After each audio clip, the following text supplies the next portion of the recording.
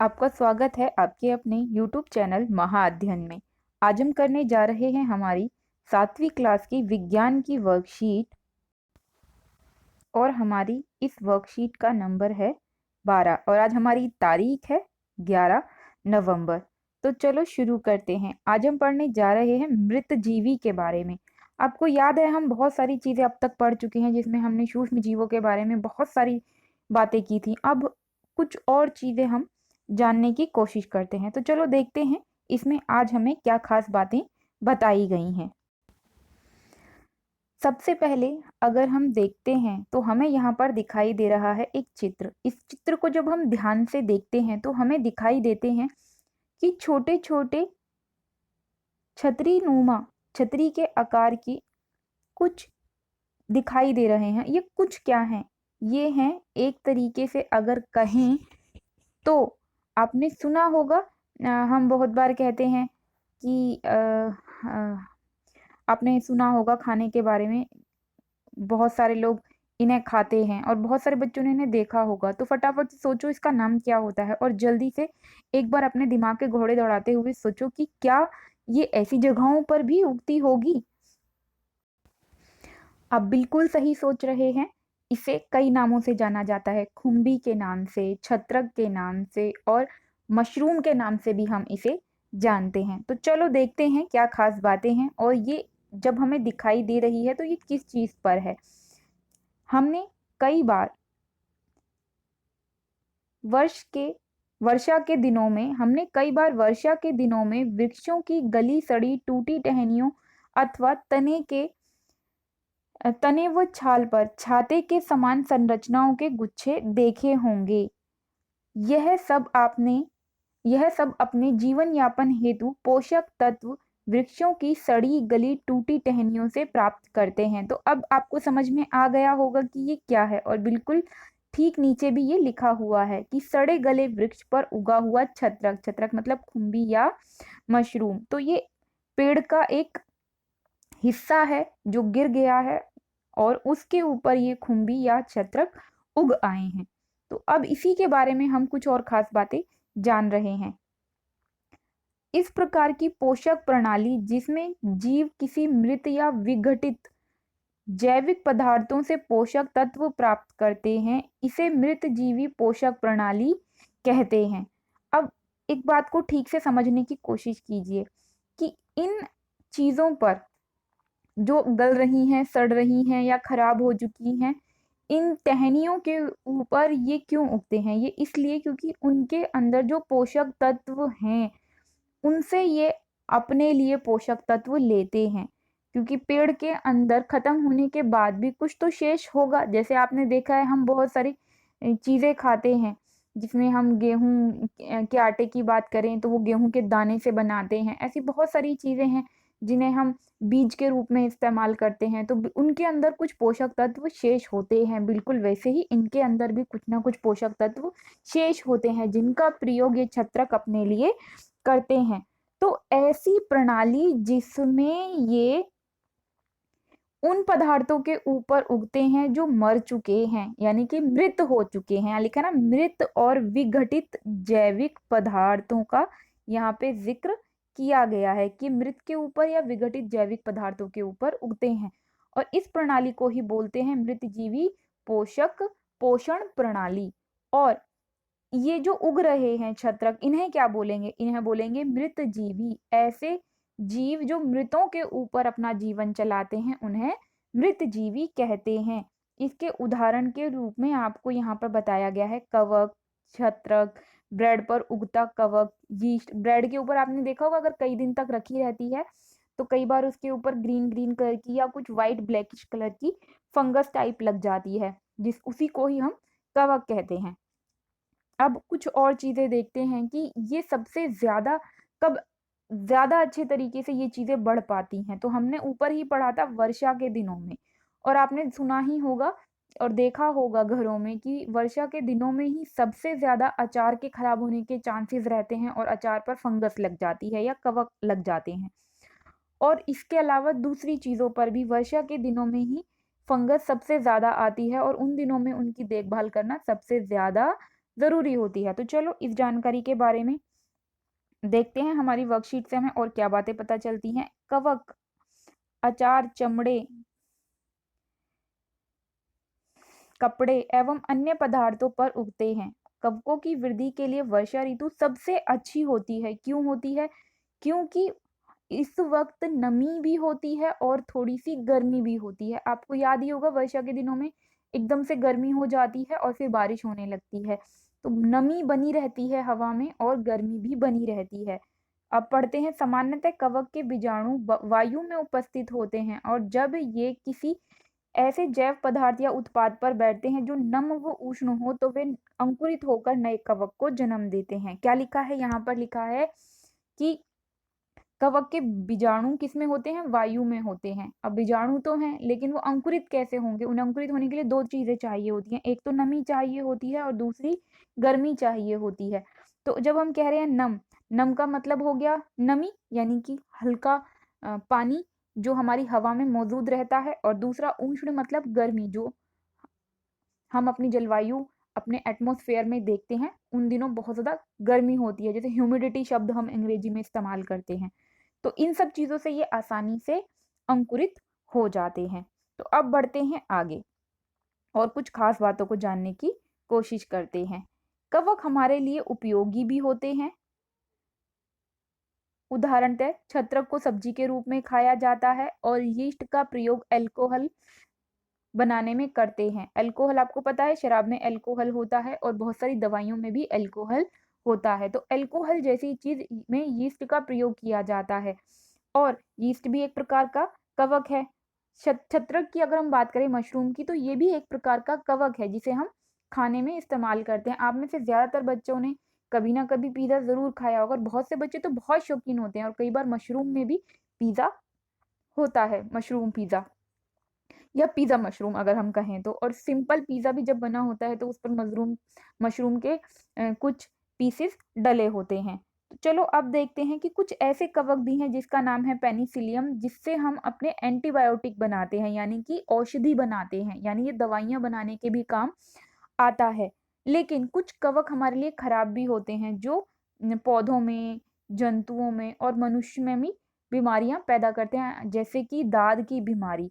दाद आपने सुना होगा, त्वचा पर हो जाते हैं, छोटे छोटे दाने जैसे हो जाते हैं और वो छोटा सा गोल हिस्से में दाने होते हैं और फिर वो धीरे धीरे धीरे धीरे ज्यादा हिस्से में फैल जाता है और एक हिस्से से वो दूसरे हिस्से में भी फैल सकता है, एक व्यक्ति से दूसरे व्यक्ति को भी वो हो सकता है। किसकी वजह से? वो ये कवक की वजह से ही फैलने वाली बीमारी है। तो अब बढ़ते हैं आगे। यहाँ पर देखिए एक गतिविधि दी गई है, एक एक्टिविटी कराई गई है और यहाँ पर ये चित्र दिया हुआ है जिसमें ब्रेड पर उगती हुई कवक है। तो यहाँ पर हमें कहा गया है कि अगर हम ब्रेड का एक टुकड़ा लें तो उसे पानी में भिगो लें और भिगोने के बाद उसे ऐसी जगह पर रख दें जहाँ पे नमी भी हो और थोड़ी सी गर्मी भी हो, यानी कि नम व उष्ण दोनों चीजें वहां हो, और 2-3 दिन तक रखकर उसे छोड़ दें। उसके बाद जब हम देखेंगे तो उसके ऊपर रोए जैसी संरचना आ जाएगी, रुए रुए से आएंगे उसके ऊपर, और ये जो संरचना है यही है कवक। वैसे तो यहाँ पर ये प्रयोग करने के लिए कहा गया है, पर ज्यादातर बच्चों ने ये खुद बिना इस एक्टिविटी के भी, आपने ये देखा होगा, अगर ब्रेड जैसी चीज या रोटी जैसी चीज कई बार घर में इसी तरह से रखी रह जाती है तो उसके ऊपर छोटे छोटे रोए आ जाते हैं जो हरे या काले रंग के से दिखाई देते हैं, तो ये कवक ही होती है। तो अब बढ़ते हैं आगे की ओर और देखते हैं और क्या खास बातें हमें इनके बारे में आज पता चलती हैं। कुछ जीव एक दूसरे के साथ रहते हैं, अपना आवास एवं पोषक तत्व एक दूसरों के साथ बांटते हैं। इसे सहजीवी संबंध कहते हैं। सह मतलब साथ, जीवी मतलब जीना और संबंध मतलब रिश्ता। तो ये ऐसे लोग हैं जो एक साथ जीने पसंद करते हैं या एक साथ जीते हैं। और किस तरह जीते हैं? ये अपने पोषण तत्व यानी कि अपने भोजन को भी एक दूसरे के साथ बांटते हैं, एक दूसरे के साथ बांटते हैं, एक दूसरे को जीने में मदद करते हैं। इसी के बारे में हम पढ़ते हैं कुछ उदाहरण। एक उदाहरण दे रखा है पेड़ का, कि कुछ पेड़ ऐसे भी होते हैं जिनकी जड़ों में भी कवक रहते हैं। और ये कवक क्या करते हैं? ये वृक्ष इन कवकों को पोषण देता है, क्योंकि हमने अभी अभी पढ़ा कि जो कवक होते हैं वो दूसरों से पोषण लेते हैं, इसलिए ये मृत जीवी भी कहलाते हैं, मरी हुई चीजों के ऊपर ये पैदा होते हैं। लेकिन कुछ वृक्षों की जड़ों में, यानी जीवित वृक्षों की जड़ों में भी कवक रहते हैं और ये उनसे पोषण लेते हैं और बदले में ये उन्हें जल एवं पोषकों से अवशोषण में सहायता करते हैं। मतलब पेड़ कवकों को पोषण देता है और कवक पेड़ को पानी लेने में और दूसरे पोषक तत्वों को सोखने में मदद करते हैं। इसी तरह एक और उदाहरण दिया गया है यहाँ पर लाइकेन कहे जाने वाले जीवों का। तो कुछ जीव जिन्हें हम लाइकेन के नाम से जानते हैं, ये किस तरह के जीव होते हैं? इनमें 2 भागीदार होते हैं, मतलब 2 पार्टनर हैं। जैसे हमने ऊपर पढ़ा ना, पेड़ और कवक एक दूसरे को मदद कर रहे हैं। इसी तरह से हम इसमें पढ़ रहे हैं। इसमें क्या होता है, लाइकेन में एक होता है शैवाल और दूसरा होता है कवक। तो शैवाल जो होते हैं ये हरे रंग के होते हैं और इसीलिए इनके अंदर क्लोरोफिल भी होता है। हमने जैसे पढ़ा था ना कि हरे रंग के पादप या हरे रंग के कारण पत्तियों में क्लोरोफिल होता है, तो शैवाल में क्लोरोफिल होता है। और कवक जो होते हैं उनके अंदर क्लोरोफिल नहीं होता। जैसे अभी हमने ऊपर पिक्चर देखी थी कि छत्रक खड़े थे, तो उनमें वो सफेद सफेद रंग के थे, सफेद और काले रंग के। तो क्लोरोफिल उनके अंदर नहीं होता, इसीलिए वो अपना खाना खुद नहीं बना पाते हैं। तो अब हम बात कर रहे हैं कि लाइकेन, जिनमें लाइकेन जैसे जीवों की जब हम बात कर रहे हैं तो उसमें 2 पार्टनर हैं। तो एक उदाहरण हम यहाँ पर देख रहे हैं, एक शैवाल है और दूसरा कवक है। तो ये क्या करते हैं, शैवाल के पास क्लोरोफिल है, तो क्लोरोफिल से वो जो भोजन बनाता है उससे वो कवक को मदद करता है जिंदा रहने में।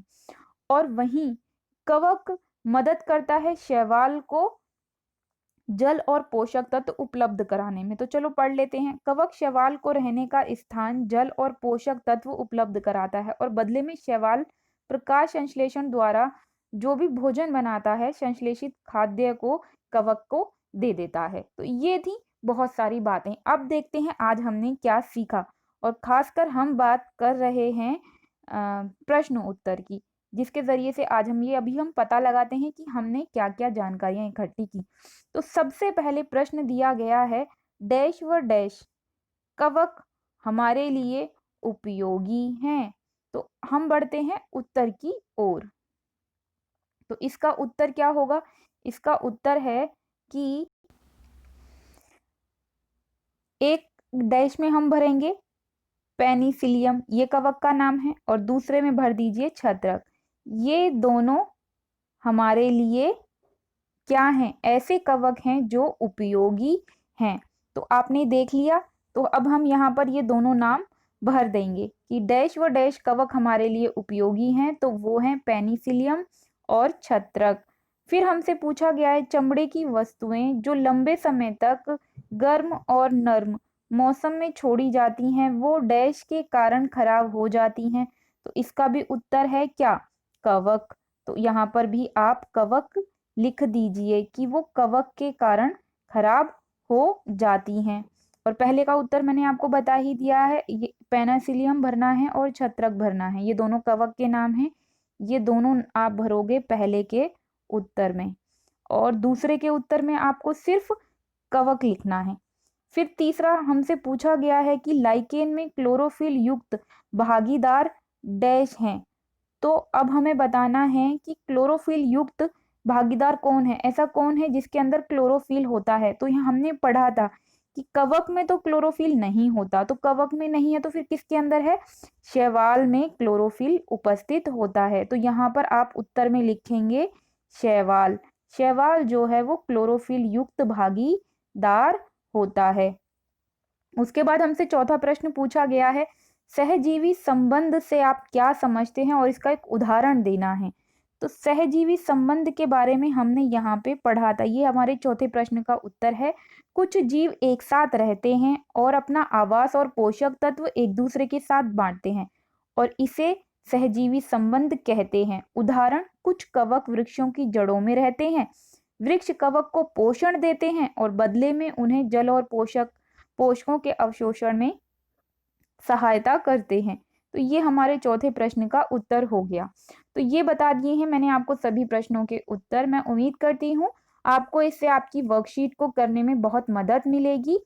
और मेरे प्यारे विद्यार्थियों, एक खास बात के लिए मैं आपको थैंक यू और बधाई दोनों देना चाहती हूँ। आपके इस चैनल को अभी तक जितना वक्त हुआ है उस थोड़े से वक्त में आप सभी के सहयोग से आपका अपना चैनल आज 700 सब्सक्राइबर्स को पूरा कर चुका है। आपके इस तरह के सहयोग, प्यार के लिए बहुत सारा धन्यवाद और आपके लिए बहुत सारा स्नेह। वीडियो को लाइक करना बिल्कुल भी ना भूलें और अगर आपने अभी तक चैनल को सब्सक्राइब नहीं किया है तो प्लीज़ कर दें। आपकी वीडियो के नीचे आ रहा है एक लाल कलर का निशान जिस पर लिखा है सब्सक्राइब। क्लिक करते ही उसका रंग बदल जाएगा और हो जाएगा वो सब्सक्राइब्ड।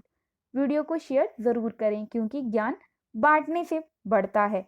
और फिर मिलते हैं ऐसी ही अच्छी सी प्यारी सी वीडियोज़ के साथ। तब तक के लिए स्वस्थ रहें, खुश रहें। नमस्कार और धन्यवाद।